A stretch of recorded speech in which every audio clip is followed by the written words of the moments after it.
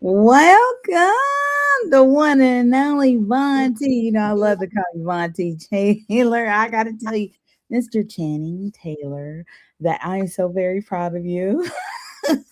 Appreciate it. That was good. Nice to see you again. Yes. Oh my goodness. Oh my goodness. If I didn't drop my laptop, yes, I can be shown on the monitor, but I have to get a monitor.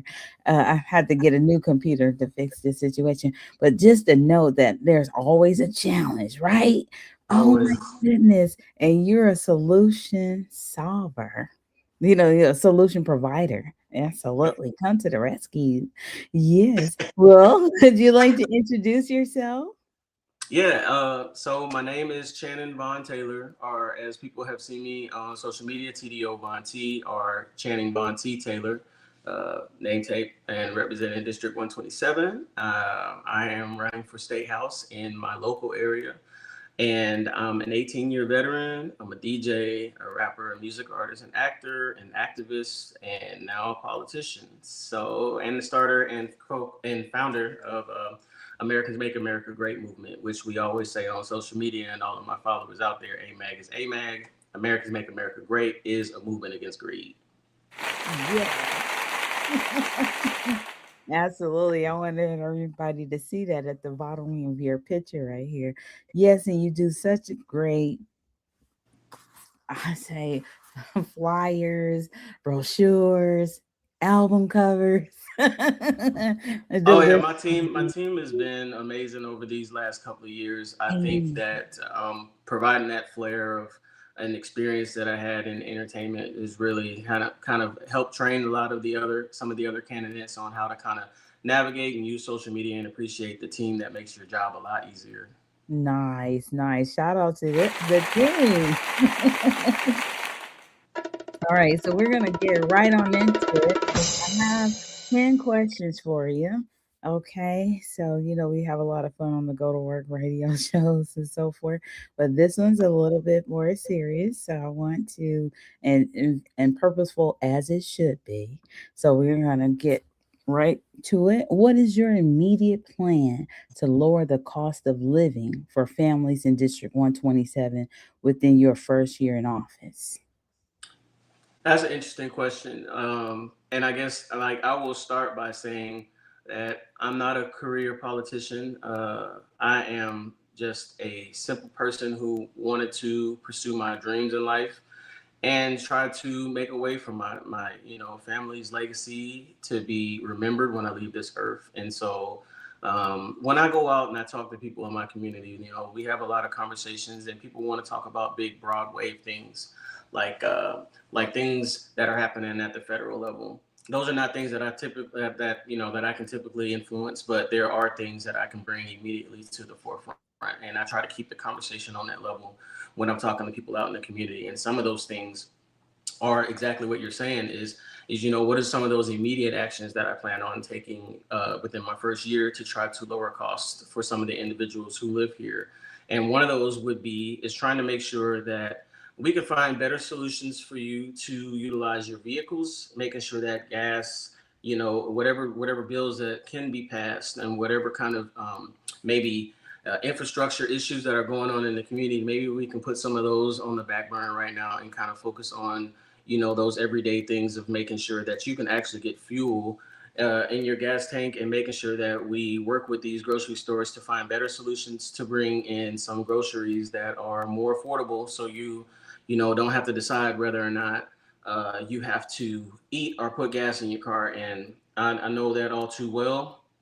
As most people who are familiar with my story know that my battle within the military, I ended up losing most of the things that I gained in life. I lost pets, lost my home, had to sleep in my car, was homeless for a while. So, and that's before we kind of got where the economy is now. So I know what that kind of feels like, and I know it sucks to have to try to find out how you are going to survive day to day.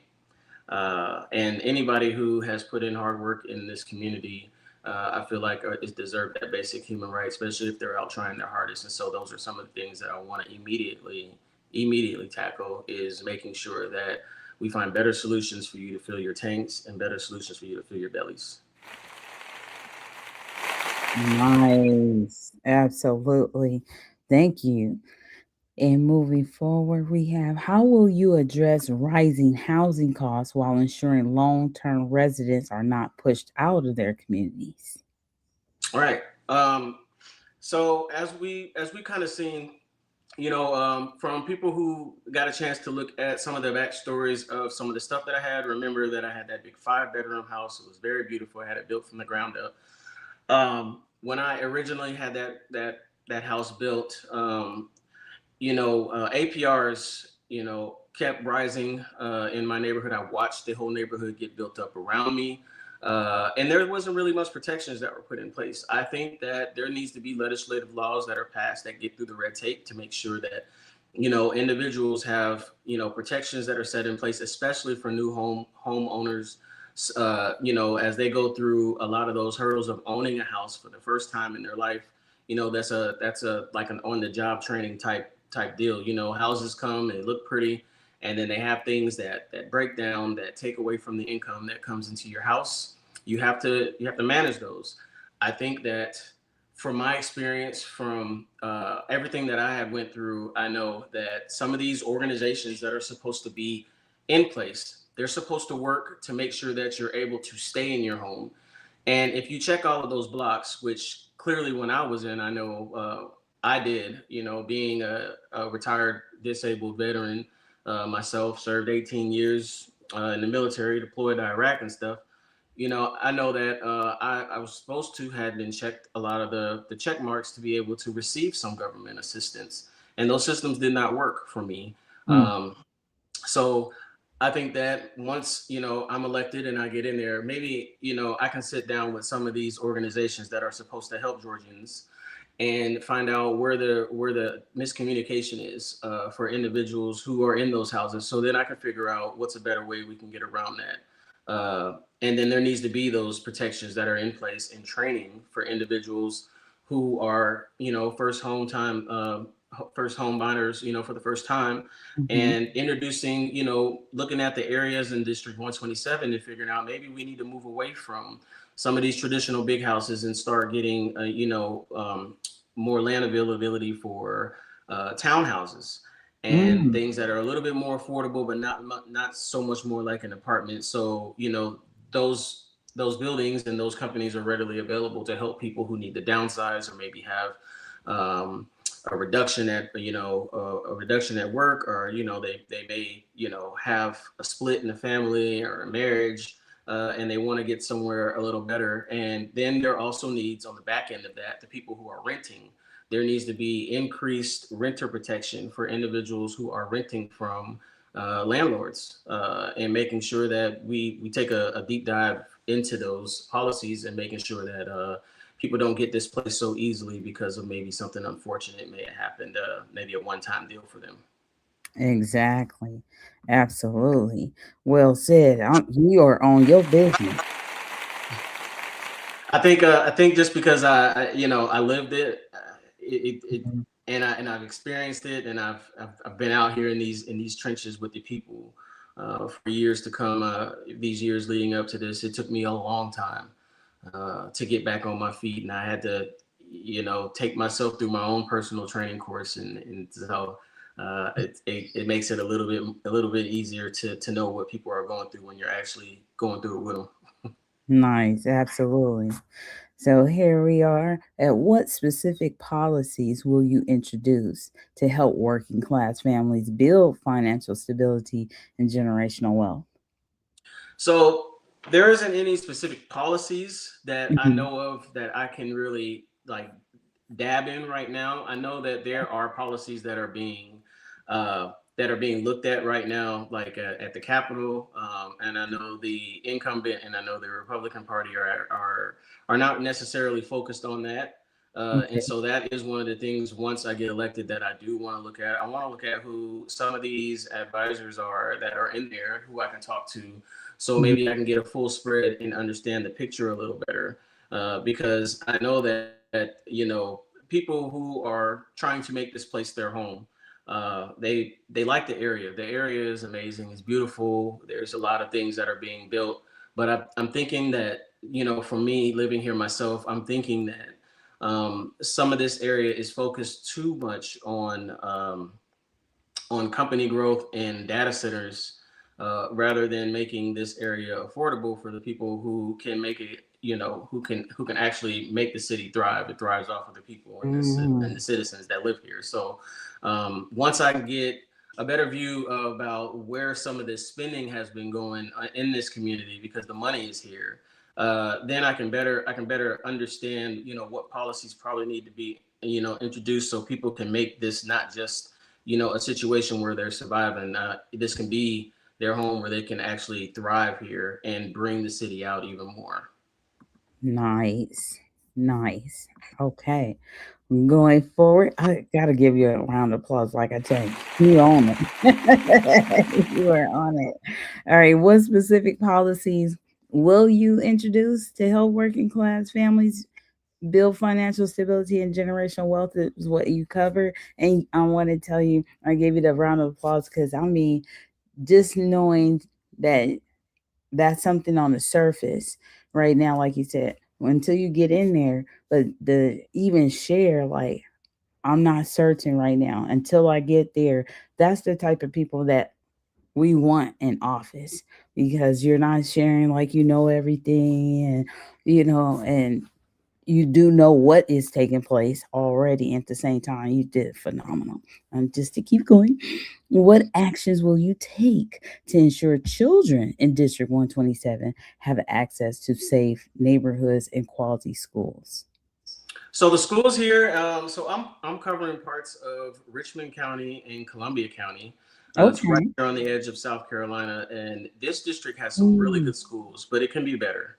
okay. And not just for the schools, because I remember running into a young lady yesterday, while I was out on the campaign trail and I was campaigning, passed out a couple of flyers and shook some hands, and she said, "Hey, Vaughn, what are you doing? What are you doing to protect the children? What are you gonna do when you're in office that's different from, the representative that's in there right now?" And I said, "Well, as you know, our community doesn't have a centralized place for displaced children. Uh, DFCS doesn't have like a central place here. A lot of our resources come from outside, and that's unacceptable. For children did not ask to be here, and so I think that, which is why I think that's like the cornerstone of my running, because for some reason, wherever we took a turn for the wrong in this country, children have been put to the back burner, where they're the future. We're not going to be here forever. You can't hold on to money forever. None of that stuff really matters, but Mhm. your kids do. And I Mm. think from talking to both sides, for everything that both sides disagree on, the one thing that they both agree on is the kids are the most important. So making sure that those programs are in place, not just for displaced kids, but the ones who have family issues, those need to be addressed, so we can get those kids the help that they need, so then they learn the skills that they need, so they don't become part of the problem in our community. They actually become part of the solution. By turning those people into productive citizens, we stop the crime rate. We stop the crime rate, then we kind of nip that in the bud, and then we turn potential criminals into potential possible, contributors to the society and back to the community. Which, kids are smarter than I was back when I was a kid, and they're so um, their mind is so out there nowadays that they can come up with so many great ideas if we can just point them in the right direction. I think putting the emphasis on helping displaced children is one of the most important things, and then just kind of making sure that we take a look at like how the schools are operating in systems to make sure that those are safe, for Mm. children.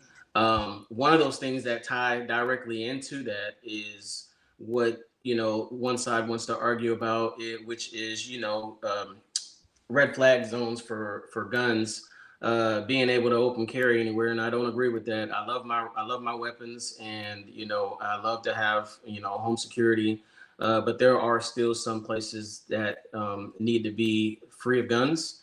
And so we need to make sure that we have increased measures to make sure that kids are safe while they're out of their parents' eyes. Yes, absolutely. Absolutely. Well, I need a lot of bells and whistles and everything like that. Oh, that's hard. Yeah. Yeah. Woo. Now, moving forward here, how do you plan to support parents and guardians in navigating challenges like mental health, online safety, and peer pressure? It's important, and it's definitely important.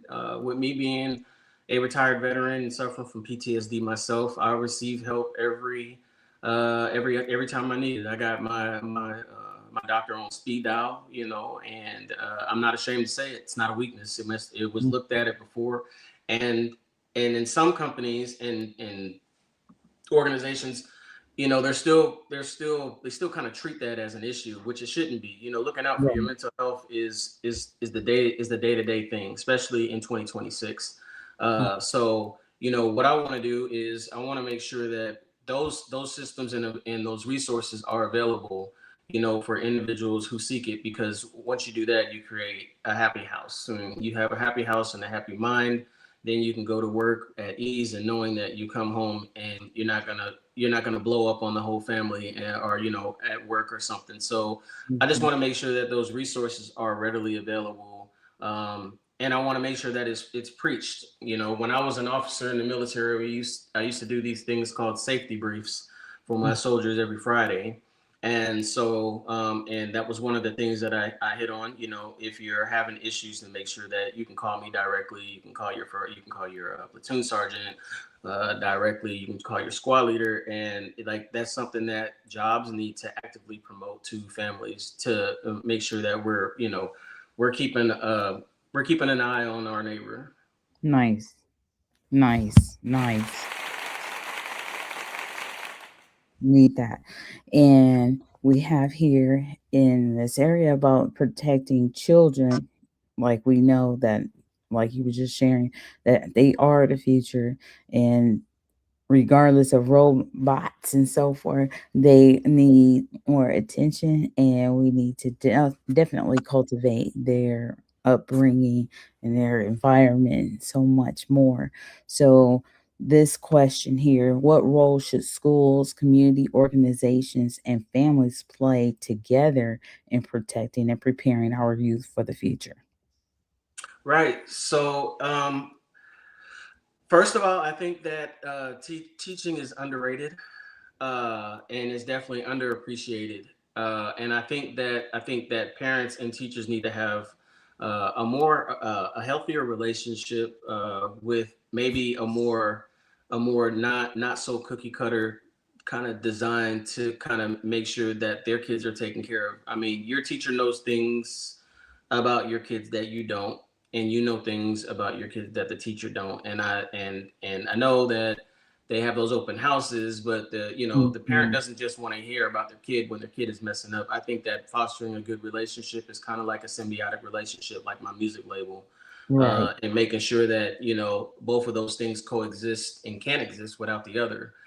So if you Mhm. know that your kid is struggling with X, Y, and Z, I think that having meetings with not just your kid about it, and your kid talking to you about it, because I know we get wrapped up in this daily life, but I think like maybe building a better relationship through programs, through systematic programs that we can actually put in place, that fosters good relationships, kind of like a partnership with you and your kids' projected path and expectations of where you want them to be at, will actually help the kid kind of craft their direction on where they want to go in life, and what kind of like what they want to do, what their strengths and weaknesses are.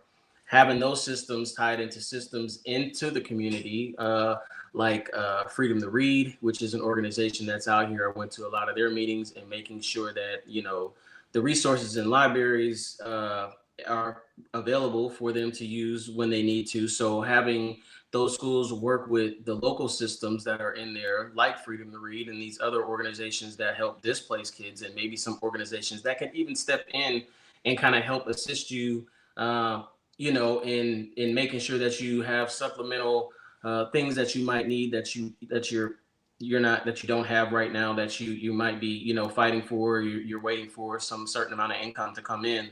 I think that hybrid relationship between systems that are in the community, that help families, like I talked about earlier, in addition to some of the resources that help kids explore some of their creativity goals a little better, mixed in with the school's symbiotic relationship with the parent. I think all four of those factors will help foster and protecting kids and making sure that they don't just be better, like they're gonna be way better than us. And I went to a career expo Yeah. and talked there to a lot of those companies that were there, and I have a Nice. bunch of companies that I connected with that I know that are out here looking out for children. They just need they need the fund, they need the red tape cut through so they can make sure that they help them. They have programs out here for vocational type training for kids who don't want to go traditional college route. They have situations where kids can graduate from high school and spend their 11th, 12th grade year working within a certain trade, so then they don't have to worry and have the stresses put on them. But if the parents and the teachers had that relationship and conversation early before we even got there, then it wouldn't be such a big shock when the kid didn't want to go to a 4-year college, because it's not for everybody, and I get that. Nice. Nice. Absolutely. Well said. And that's fact.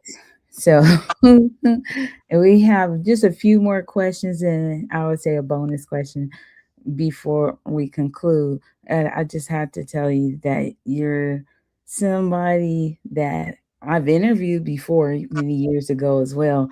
And I tell you, it's nothing has changed about your conversation. You're so well versed. And I just want to commend you publicly as well. Okay. I appreciate that.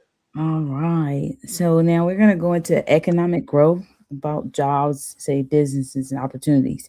What is your strategy for attracting and sustaining small businesses and entrepreneurs within District 127? Okay, this is a big one for me. All right, so whew, jobs in Augusta, Georgia, jobs in our community. Man, okay, so as we know, Augusta, Georgia, and Columbia County and Richmond County is full of contract work, full of people who wake up and put on their outfit and uniform on every day and get out here and get after it and make a way for themselves. And I think that with this community also being with this relationship with the post that's here, this has the opportunity to flourish like no other place that I have seen in a long time. It's probably the reason why I'm still here, even though I didn't have a place to stay. I didn't want to leave yet Mm, because just because of the military relationship with the community. It's a beautiful thing when it works, and I think that there we could actually introduce systems that like make incentives for some of these individuals who work at these government organizations that we are lucky to have here, the Cyber Center of Excellence here, to get involved. Once they get out of the military, they'll be looking for a job or looking to start a job, and I feel like maybe there should be some incentives that are put in place to make some of those stellar soldiers who got out of the military, who want to start a business here, who attempted like I did to make this place my home, some incentives for starting your business here and bringing some of those job opportunities here because they live here. They know what the community looks like and what they enjoy here. The sceneries are great here. The Masters, golf tournaments are held here. So it's a great area for individuals who are government officials who are kind of over the government life, and they put that part behind them to open up their businesses here, which I've run into a lot of veterans who own companies here, which there's really no incentive in place right now for them to open their businesses here. And I think if we did that with some of those individuals who want this to be their home, they bring those jobs here, then we can start employing some of these people who are looking for jobs, and then in turn, create some revenue that can invest back into the community and make it thrive even more. nice, nice, nice. Exciting. I think like right? And now going forward here, we have how will you create job opportunities that pay livable wages and provide career advancement for residents? Right. So that kind of ties back into the last question, that I Mhm. kind of answered because with those new jobs, just like the protections that are put in place for some of the individuals who are living in some of these homes that I want to introduce to make sure that they don't get displaced so easy. Mhm. The income needs to keep up with the times, and right now Georgia is a little behind when it comes to that. So we have to make sure that we take a deep dive into the realistic expectations of what it's going to take for somebody to live here, and make sure that we match that. Like, we need to make sure we get through those barriers to make sure that the income matches, what it's taken for you to maintain your household. And so I'm thinking with jobs that are being created and maybe some jobs that are even established, we got to take a hard deep dive into what are you paying your employees and what do those career advancements look like. These guys hold the gate. I just went to the board of commissioners meeting not that long ago. I plan Mhm. on speaking at the board of commissioners meeting on the 21st, after the masters is over of this month. And then I just kind of want to introduce myself. They're giving me 5 minutes to speak. So if anybody who's Mhm. watching that, they see me out there, they got questions for me. There's always a section on my votevon1278.com. They can go there, and then they got like a general question. They want me to expand a little bit more on what we're talking about here today. I'm always available to answer those. It's not nobody else who answers those. I answer those directly. Those come directly to me. Um, but yeah, I want to make sure that we take a look at those jobs and those systems that are set up here in our community, and we hold the keys to those power. We're the ones that give the licenses for people to do construction and building in here. And I went there. It's a beautiful thing. It works. It works when it works. And if those jobs are not inclusive in trying to uplift the community and making sure that they produce wages and job growth opportunities that can help families thrive, then I think that the restrictions need to be put for them to maybe this isn't the area for them, because I'm about bringing hope and balance back to Georgia. Not saying that they're a bad company or they don't provide a good product, but if their wages are not competitive enough for an individual to live here, then you're just sucking funds and the life out of the community, which we can't afford that right now. So Facts. That part. But drum roll. Mm, that part. You know what I mean? I gotta have some laughter in this because it's serious, but woo, makes you feel some kind of way, you yeah, know? Yeah, that part right there. So let me yeah. ask you this question here. Again, that is the one and only Von T on Mike. Okay, what partnerships or initiatives will you pursue to ensure economic growth reaches underserved communities? So that's an interesting question in itself, because there are some things that I saw that we can do. There's things that we can change to make this situation a little better. Yes. Um, I'm looking at it now, like thinking about like the situation that I went through personally myself and when I was homeless, and I really do think that like if some of these communities like or some of these organizations had a chance to really get involved in the community to see like some of the things that are happening here, not just making the money, but I think that the people who provide jobs in District 127 have a responsibility to be at some of these meetings, even if it's not you, maybe a representative, and maybe not that, maybe you guys have a Zoom call, Hmm. so you can talk about some of the things. Show up with pamphlets at some of these organizations, or Nice. events that happen here, and kind of get involved into the community. So then that's not anybody dictating what those incentives and programs look like, but then you have a better idea of what your organization and the job that you've opened up here for individuals,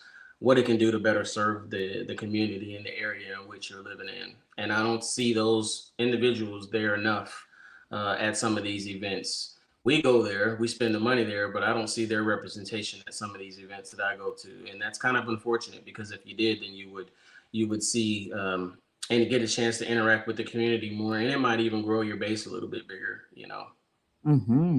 In facts, I'm believing that. All right. So I have this bonus question here. and it's how will you stay connected and accountable to the people of District 127 once elected? And how can residents expect to see measurable results? Right. So I know, like when people say, and then they look at uh, my immediate steps, which they know that I'm going to be fighting for so much more. Which the main three is economic growth, affordability, and protecting children. When I talk to these individuals out here, when on my campaign trail, I let them know that I've been broke down to zero. I come from an area in life where I didn't have literally anything. And when I say literally anything, after going through that experience, we're talking like bank account in the negatives. And I'm not afraid to say it. So the people should know that, once, I'm elected and I get in there, it's not about the money for me. I can make a, a hard time into a positive one, and I don't need much to do. It's not about money. So for me, I think that when I talk to some other candidates from the other side, and maybe even some of my own, they want to get in there and change stuff immediately. Change, change, change, change, change. Mhm, And yeah, mhm, you want to get to work as soon as you get in there. Go to work. But at the same mhm, time, you got to know what you're up against. And so with taxpayers' dollars, I find that very important for me because I believe in making sure that my money that I'm investing in that you're taking from me is working. So when I get in there, what I want to do first, very first thing, mhm. is I want to find out what type of projects have we actually been working on that maybe haven't gotten finished. And instead of jumping into some of the things that I want to change, maybe I should look at some of the things that were already ongoing because maybe there's somebody in charge there that shouldn't be in charge anymore. Uh, to make sure that some of these projects actually get done so you know that your taxpayers' dollars are getting to the right area. Because if you follow the money, you can probably 9 times out of 10 find out why it's not getting to where it needs to go. And so I want to get in there and look at some of the projects, what that be, maybe a bridge, building, or whatever it is that is going on in there, find out who's in charge of it, and then get down to the root of it. Find out why hasn't that project been done. So then people, they would know that once that gets done and they see that done, hey, Channing Von Taylor got in there and got something done that's been getting built for like the past 8 years. Because I don't care about the money. I'm doing it because it's the right thing to do, and that's where your money deserves to go. Absolutely. Absolutely. Yeah. Follow the money. Follow the money. Right. Follow the Absolutely. money. And then yes, and with that you can do a lot of different things. You can bring about change. That's right. Because that is just so true. It's unfortunate, but we do definitely need the money to do a lot of different things. So that is the bridge in this day and time. But also the education and communication, all Yes. those things that you speak to. So, and just knowing that we are in a renaissance time, and I just know that you are the guy. Absolutely. They have somebody out there in Georgia that's phenomenal. He's been caring for a long time. I need to find some videos of you from long time ago so they can see your interviews from back then and your Yeah. yes, and they will see your mannerisms from back then to this time that you decided that you want to be who you are for the people. Absolutely, and that is you. It's nothing different. It's always been in you. So yes, you are phenomenal. Running for State House District 127. I am honored to have this opportunity to interview you once again. Thank you. No, you're welcome. When I say AMAG, that's a flip off MAGA, and I want to kind of talk about that just a little bit, Sure. because when I think of Make America Great Again, I'm not gonna lie, it makes me upset. Like it pisses me off. Like Mhm. because you can't make something great that's already been great. So when I say AMAG, when people want to know what is AMAG, AMAG is Americans Make America Great. All of us make America great. The individuals who put their blood, sweat, and tears into this country make America great. The people who work on your houses and cut your grass and serve you at restaurants and put food in the grocery stores, they're the ones that make America great. So Americans make America great. And when we say AMAG is AMAG, we believe that wholeheartedly. Americans Make America Great is a movement against greed, and it always will be. Nice. And if you could see me, I would put my arms in the air. Yes, indeed. So yes, definitely. Thank you so very much. You know, you are welcome anytime to this platform, and I will create another platform. You already know. So Absolutely. yes, you keep up the great work out there and let me know when your team has time to, come back, get you back here because I know you have a busy schedule and I'm available in the mornings and I know that you all take care of a lot of business in the morning out there. So you, you keep up a great work, the great work. Your schedule is phenomenal. So yes, I want to tell you thank you once again and just let me know. And I was just an email and a phone call away. I pull my energy from wonderful people like you.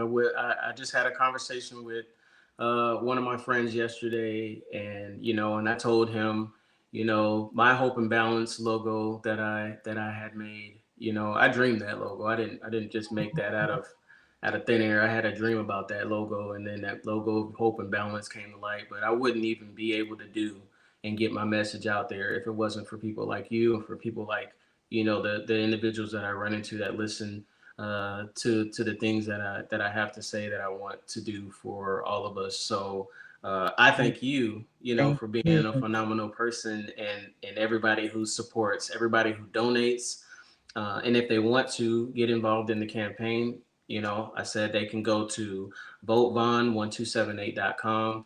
I'm always open to donations. I can't, thank you enough for any donations that come my way. But the biggest thing that anybody could do is share, um, share Yes. the share the website, share the story, try to get the message out there because they don't have to live in District 127 to believe what I can do for them in the long run.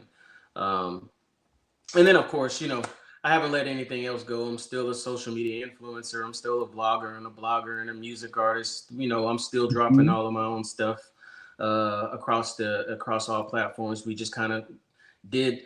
I implemented my campaign the same way into my music label, the same way that I'm introducing how to make relationships work within the community. So when they go there, the website is an ecosystem within itself. You can find everything there. It's a one-stop shop.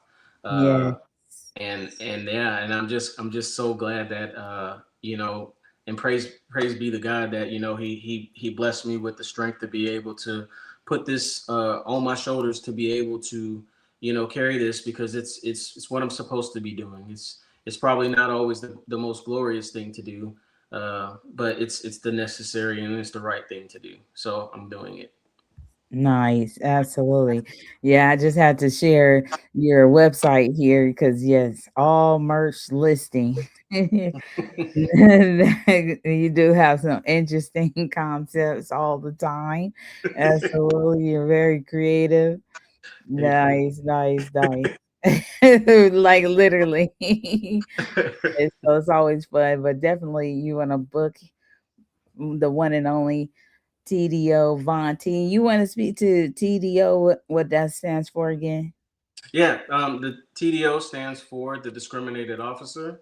Right. uh, when I got, when the military came after me and made me lose everything that I got, the very next day after I finally had honorably retired, Mm. I went and got TDO tattooed on my neck. So people look at my neck and they say, "What's I do mean?" And I said, "I didn't say I do. It says TDO, and TDO stands for the discriminated officer." And I say that because that's my legacy. This is something in the scar that I carry, in hopes that you and your family don't have to be the one, the next one to get this across their neck. Let it end here with me. So The discriminated officer. Man, and how many years did you serve? 18. Yes. Woo. And you made an officer in year what? I commissioned in 2012. Once I graduated from college, I commissioned as an officer in 2012 in the branch of chemical. I was 74 Alpha, which is chemical officer, and then I went on ahead to transition over to a 35 Delta, which was an intel officer. Nice. Wow. Impressive. And So, by the time they tried to, by my time my career was ending and I got out, I was close to making major. If I was still in right now, I'd be close to being a lieutenant colonel. mm, mm, right, right. Well, you are serving America well. Absolutely. Yourself, your family, communities, everybody that you come in contact with. And I remember the first time I met you, that's what you were on, and you are still on that. You understand? So yeah, I have to go find another video to share that the next time you come. Okay? Oh So yeah. don't make it too long, and good luck to you running for State House District 127 in Oh, Augusta, Georgia. turn That's up. wow. Proud of you. All right. Well, until next time, young man, have a great, great day. I know you're going to be very productive in a real way. Already. You know what's All up. right. Go to work. Go to work.